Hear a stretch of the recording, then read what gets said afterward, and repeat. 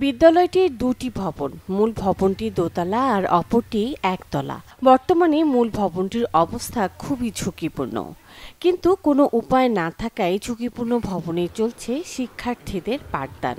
এমন চিত্র টাঙ্গাইলের সন্তোষ জাহ্নবী উচ্চ বিদ্যালয়ের। সন্তোষ জাহ্নবী উচ্চ বিদ্যালয়ের প্রতিষ্ঠাতা ছিলেন জাহ্নবী চৌধুরানী। বৃহত্তর ময়মনসিংহ জেলার দ্বিতীয় ইংরেজি বিদ্যালয় হিসেবে এই বিদ্যালয়টি স্থাপন করেন তিনি। বর্তমানে এই বিদ্যালয়ে প্রায় 1000 শিক্ষার্থী রয়েছে। দীর্ঘদিন ধরে ঝুঁকিপূর্ণ অবস্থার কারণে জীবনের ঝুঁকি নিয়ে পড়ালেখা করছেন বিদ্যালয়ের শিক্ষার্থীরা।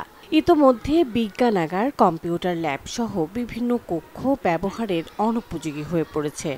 আমাদের এই প্রতিষ্ঠানটা আজ থেকে 155 বছর পূর্বে প্রতিষ্ঠিত। শুরু থেকেই আমাদের প্রতিষ্ঠানটি অনেক সুনামের সাথে করতেছেন, পাঠদান করে আসছেন। আমাদের এই ভারতবর্ষেও আমাদের স্কুলের একটা সুনাম আছে, ঐতিহ্য আছে। বোর্ডের মধ্যে আমরা করছি, এই স্কুলের মাধ্যমেই প্রথম স্থান অধিকার করেছেন। এত সুন্দর একটি বিদ্যালয় যেখানে ঈশ্বরচন্দ্র বিদ্যাসাগর এসেছিলেন, তার আর্ট নিয়েই আমাদের এই বিদ্যালয় ভবনটি জাহ্নবী চৌধুরানী তৈরি করেছিলেন। তো বাইরে থেকে অনেক লোকজন আসে এবং আমরা যে বসে থাকি অনেক সময় উপর থেকে কিছু পড়ে, তো ভয় ভীতির কাজ করে বাচ্চাদের আমরা ওই পাশে ক্লাস করাই, এই পাশে ক্লাস করাই। তো বাচ্চাদের জন্য ভয় ভীতির কাজ করে তারপর আমরা দেওয়ালগুলো ড্যাম হয়ে যাচ্ছে। আজকে এই প্রতিষ্ঠানের বয়স 155 বছর বয়স।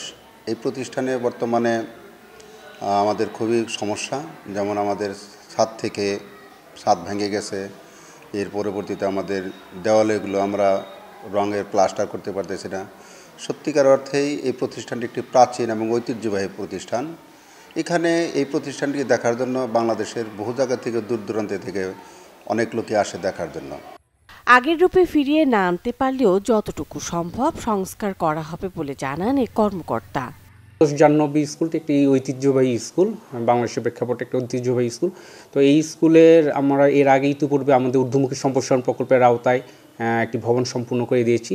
এছাড়াও বর্তমানে একটি স্কুলের যে একটি ঘাট আছে, পুকুর আছে, সেখানে আমরা একটা পার বাঁধাইয়ের কাজ আমরা অলরেডি টেন্ডার হয়ে গিয়েছে। এটা বরাদ্দ আসলে আমরা দরপত্র আহ্বান করে কাজটি বাস্তবায়ন করব। 155 বছরের পুরনো, প্রাচীন এবং ঐতিহ্যবাহী এই বিদ্যালয়টির মূল ভবনটি দ্রুত সময়ের মধ্যে মেরামত ও সংস্কার করে পাঠদানের উপযোগী হিসেবে গড়ে তোলা হবে, এমনটি প্রত্যাশা সবার। Desk report, channel 24।